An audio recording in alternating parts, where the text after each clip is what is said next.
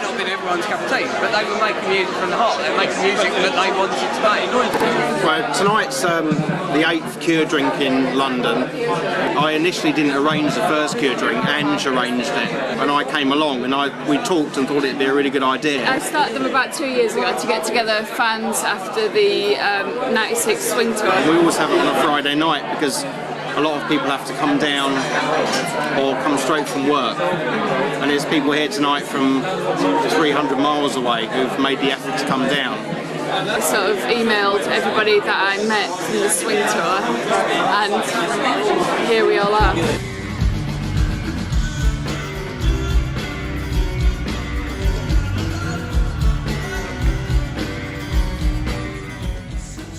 The original idea was kind of based around the fact that after a TV show the Cure did in '97, there was a pub next door and Robert invited all the fans next door for a drink, because I asked him if there was any chance that some fans could get some autographs signed and some photos taken. And initially they were a bit unsure about doing it, but then the pub was next door and everybody fancied a drink and it was a hot night. So we all went there, and for about 4 hours the 150 Cure fans got a chance to chat to the band, a lot of them for the first time ever.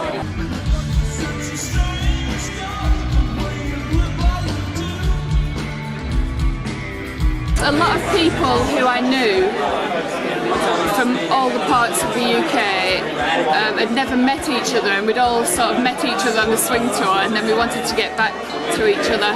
I've met a lot of people who've come over from the States.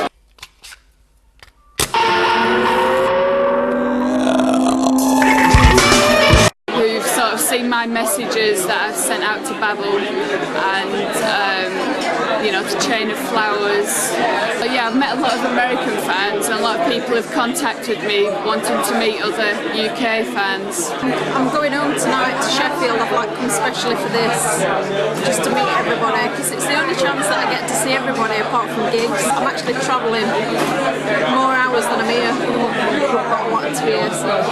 Plus every time you come you get a chance to meet somebody new, which is nice, you know, finding out different experiences. I've got so many people who I email and who email me. I mean, there's a guy who normally comes over from Switzerland, but he's not here tonight. But I mean, there's so many people all over Europe and America who email me about these do's and, you know, band gossip and what's not that many Cure fans around now, and it's just nice to meet up with people who've got similar interests. The best feeling that I've ever had, and my friends would say the same, is the best feeling is when you go to the gig and you haven't seen them for 3 or 4 years, and they come on stage and they play Shake Not Shake or some song, and you think, Jesus, have I've forgotten what it is like to be here and to be part of this, and then it suddenly hits you, and then you've got 2 hours or 3 hours of raw, like, brilliant, genius music. The lyrics are quite meaningful to a lot of people. They have something to say about how they feel about life. Everybody says, what's your favourite song? There's no favourite song, it changes from day to day. 6 different ways inside. Simon's probably more of an icon than Robert is, because, you know, Simon sort of is a very, very underrated bass player, and if it wasn't for Simon, the Cure live would be terrible, I think, to be honest, because he keeps it all together. Robert's always somebody who I've looked up to. Not really sure why, maybe just the views that he has on life.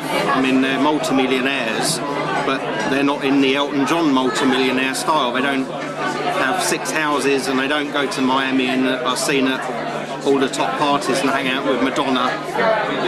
They're not into any of that. They're really down-to-earth people at the end of the day, although they're famous. Do you ever ask yourself, why am I so, you know, into this band, and question your interest in the Cure? All I think is, what am I going to do when they no longer exist? That's all I think, because I know why I like them. I mean, I just enjoy the music so much, it means so much to me. Initially, the thing that got me into them was the image. of, well, around the time of pornography at the top. I think a lot of Cure fans can really relate to the image of the band.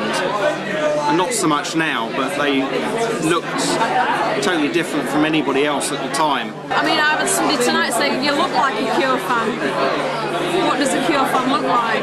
I don't know, there's no typical Cure fan. Everybody's individual, and that's nice. It's nice to meet, so there's like one end of scale to the other.